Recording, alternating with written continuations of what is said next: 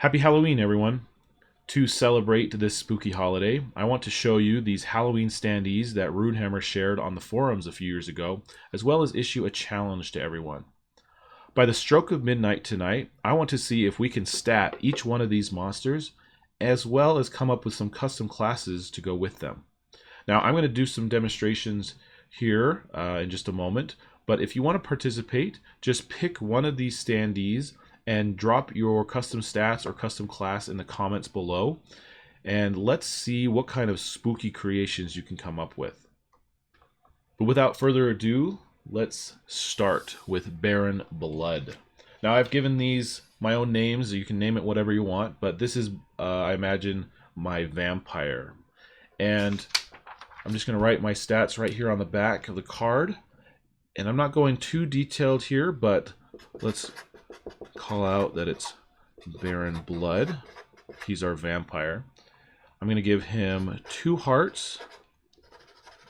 Right? I'm going to say that he has 3 actions. And he is going to get +4 to all rolls. Right? His actions will be, let's go with something for those long fingernails, slash. And that's going to be just a weapon attack to all near.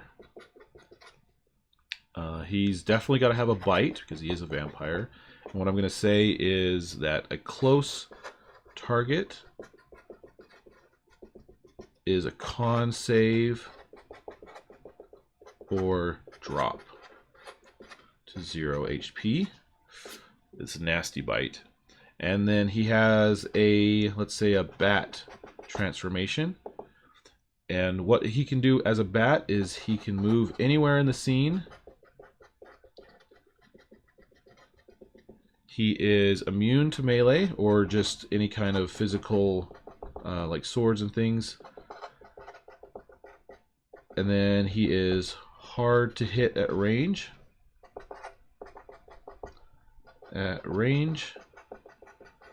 But he only has 1 heart as a bat. So this kind of motivates him not to just be there, as well as his bonuses are going to just drop to +1 to all rolls while he's a bat. And that's Barren Blood. Creepy vampire. Next up, let's try the Beast of Pinewood, or werewolf. So let's go with Beast Pinewood. He's going to have a little bit more health than the Barren will, so he's going to have 3.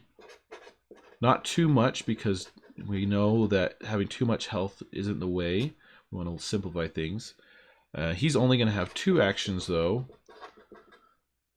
But he's going to get +5 to all effort rolls. So he's going to roll flat on his stats, but he's going to hit hard when he does. Let's give him some actions, starting with his claws.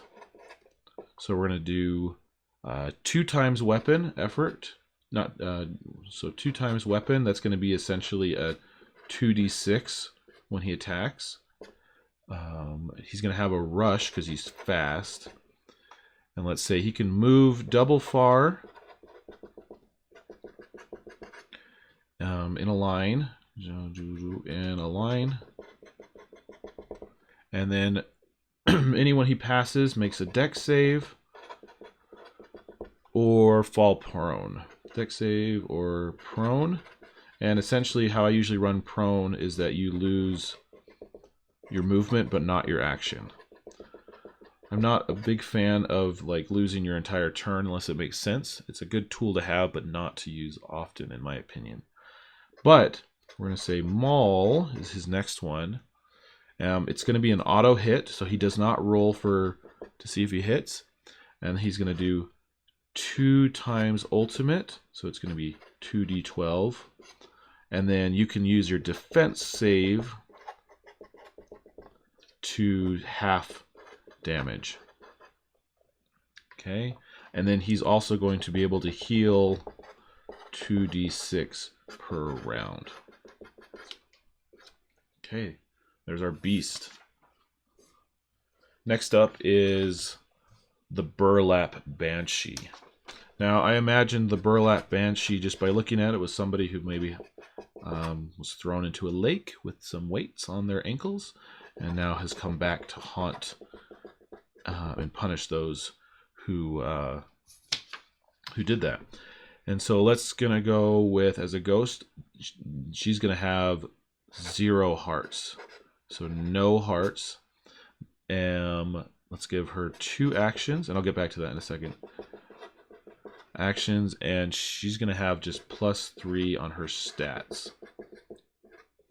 All right. I imagine this one is kind of more of a creepy psychological horror, and so we're gonna say mind trap.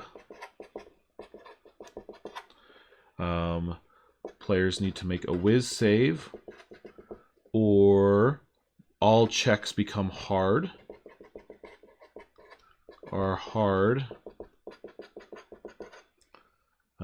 until they can make until they can make a successful whiz save, right?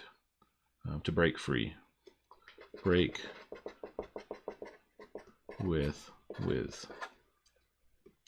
But the reason why she does this mind trap is she then forces her victims to feel what she felt, and she's going to have the drown ability. It's kind of like an illusion of the mind. While they're mind trapped, she is going to do ultimate each round. She tricks your mind into thinking you're drowning, and then you have to make a con save. Con save to half damage. Right, but I mean, she's got you trapped in her mind, so now this is a hard. So you're making hard con saves against this, and then on your turn you're trying to break free. And then she is immune to all damage, and it's because she's a ghost. That's why she has 0 hearts. This is a creature that I imagine like there's a key to stopping or delay. But you can't just like fight her. She's a banshee or whatever, and she's out for vengeance. So you've got to solve what's going on, help her establish or kind of resolve any of her mini issues, and that's how you stop her rather than just combat. But then finally, let's look at the Woodsman as a class. Okay, so we got the Woodsman. I imagine him as some kind of warrior, so I'm going to give him some starting abilities to choose from. I'm not going to worry about milestones in the for this challenge, but let's give him a couple starting abilities. We're going to say Chop, which is modified 15 plus, drop minions to 0 HP, so he can just chop his way through a swarm if he really wants to, as long as he's rolling high. We're going to say maybe a brace ability. Once per session, he can ignore all damage for a round. Okay, make him a little bit of a beast in combat. And then we're going to give him another one called Resilient, where he is going to ignore ones on dying timer. So he can never roll a 1 on a dying timer. And then for starting loot, sorry if you guys can't see that, starting loot, so he can start with a heavy axe. And I'll have these all in the descriptions written up so you can see what I did. He's going to be able to use add strength plus weapon bonus when using the heavy axe. Okay, and then that's for damage, right? And then he's going to have Ironwood. And what that does is he can customize one One item with ironwood, and that item cannot break.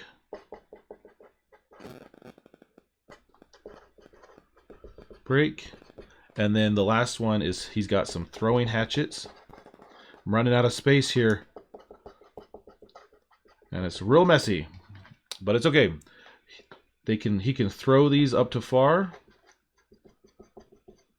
and it makes close combat easy.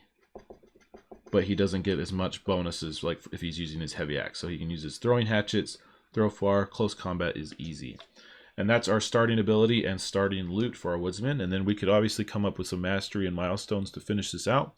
But that gives you enough to really start with. Because, I mean, if this is for a Halloween one-shot, you really just need starting ability and starting loot. Maybe one milestone if you decide to go that way.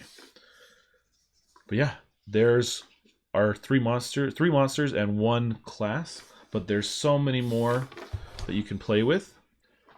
You've got the Crooked Cultist, the Murderbot, the Headless Hunter, Korunma, Kyle, Dr. Spinovich, the Night Terror, or the Grave Guzzler, and the Lumbering Flesh.